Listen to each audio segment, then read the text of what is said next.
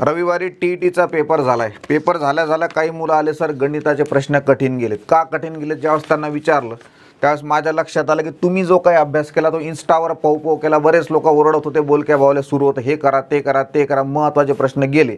आता याचे किती प्रश्न त्यांनी तुम्हाला समजून दिले असतील तरी त्याचा मतलब नाही, पेपर होऊन गेलेला आहे.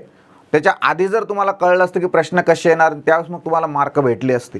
त्यामुळे आता या ठिकाणी हा जो प्रश्न विचारलेला आहे आणि जे काही तुम्हाला 30 प्रश्न आलेले आहेत ते फास्टॅगच्या बेसवर आलेले आहेत. यातला हा एक प्रश्न तुम्हाला घेतला आहे एक्झाम्पलसाठी, पेज नंबर 66 टाईप नंबर 14.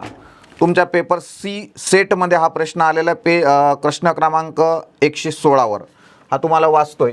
पुस्तकाची 5/7 पाने वाचली तेव्हा 56 पाने वाचायची राहिलीत तर पुस्तकास पाने किती. याचं शॉर्ट मेथड दिली आहे, 2 सेकंदात ॲन्सर तुम्हाला काढतायत. एक्स घेऊन जर सोडवत बसले तर दिवसभर लागेल त्याला. मग आपण काय म्हटलं होतं, पूर्णांकाची बेरीज एकटाच आधी एकटाच घ्या 56, गुणाकारामध्ये याचा छेद घ्यायचा आहे 7 आणि छेदामध्ये यातला डिफरन्स घ्यायचा आहे 2, एवढंच.